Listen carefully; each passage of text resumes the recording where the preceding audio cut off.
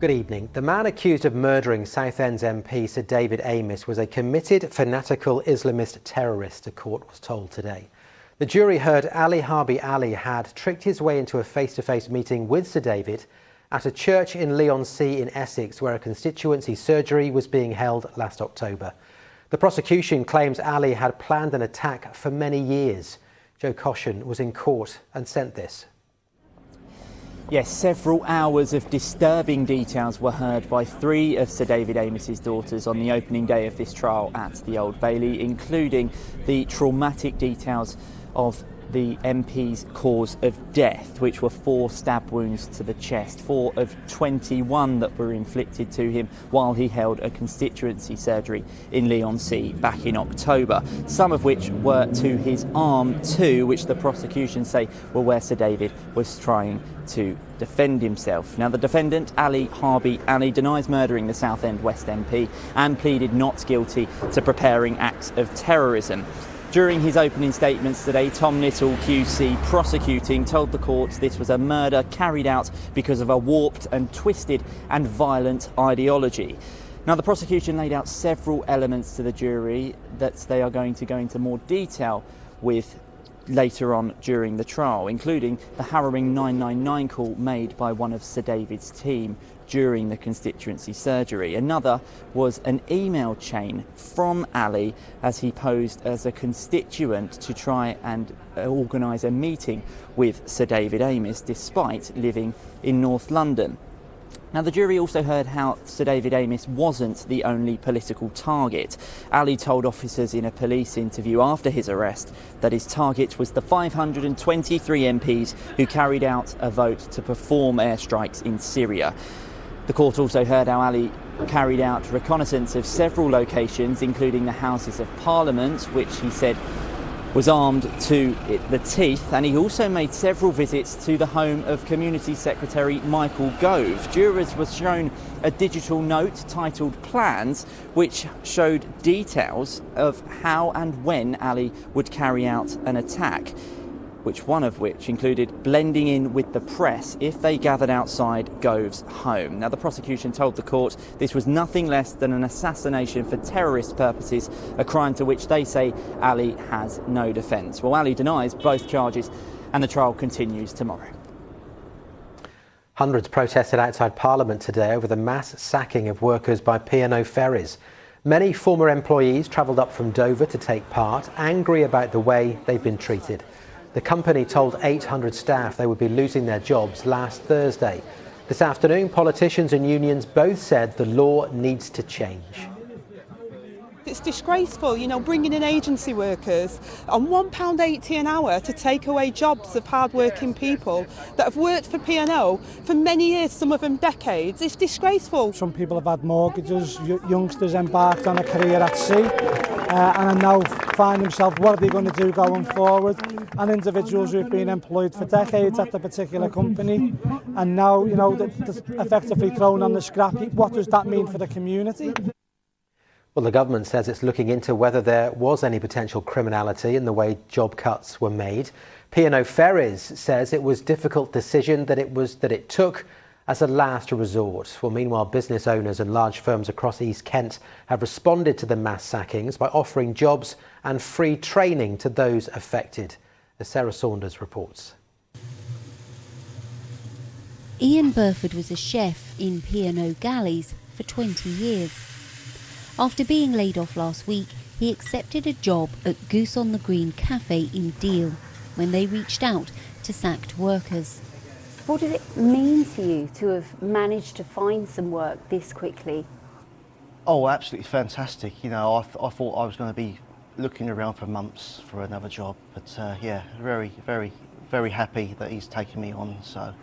And the help from the community all around, Kent, is unbelievable. After posting on Facebook, the cafe recruited Ian within a day, and another former P&O cook is being interviewed for a second position.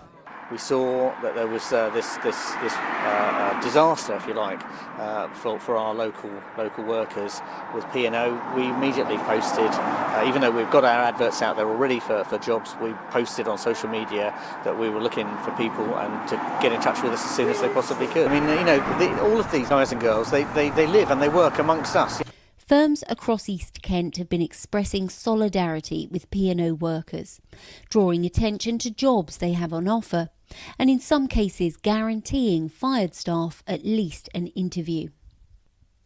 But with hundreds of ferry workers now out of work in Dover, finding suitable jobs could still be a huge challenge. It's gone crazy. We've never seen anything like it. I had a lovely guy in this morning, was kind of waiting as I came in at 7:30 with his CV. Baylis Executive Travel in Aythorne near Dover is offering to pay for training. We need them, and obviously if it's an industry that isn't easy, but if they fancy it, then there's opportunities here. Hopefully we can give some crew that have lost their jobs a lifeline. As Ian prepares to start his new job, his wife, also a former P&O worker, is still searching. A coroner has called for government action following the death of a 13-year-old in Kent. Sammy Alban Stanley died when he fell from Ramsgate Cliffs during lockdown. Coroner Catherine Woods has now written to the Health Secretary Sajid Javid, saying parents need more support to prevent similar tragedies occurring. The owner of a Russian restaurant in Ramsgate says bookings have fallen since the start of the war in Ukraine.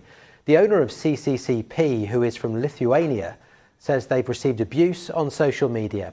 The restaurant is donating 1 day's worth of profits a week to help those fleeing the conflict. They said, I've been to your place and I'm not going to go in there, at least for some bit, to support Ukraine, change your name. But the rest is like, we are just a family, small business, servicing home-cooked foods from scratch. Hundreds of people have attended a service of thanksgiving at Westminster Abbey for the life and work of Dame Vera Lynn. Dame Vera, who lived in Ditchling in East Sussex, passed away in June 2020 at the age of 103. Richard Slee reports.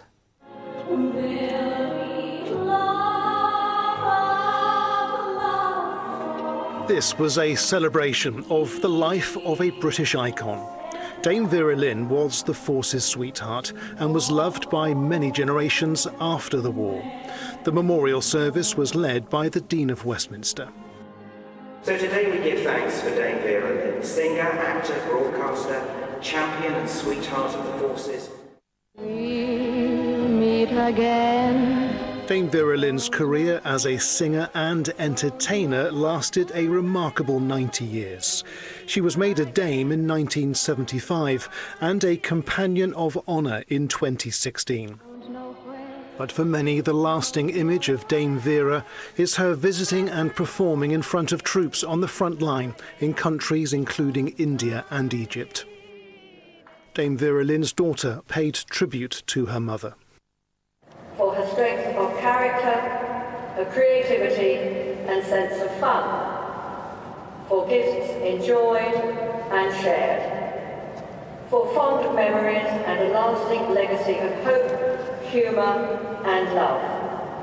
We pray for her family and friends and for all those whose lives she touched and blessed with her presence. Catherine Jenkins closed the service with perhaps Dame Vera Lynn's most famous song. It was a very long and successful life, remembered with much love today. Richard Slee, ITV News. Now let's get a check on the weather forecast. Here's Holly.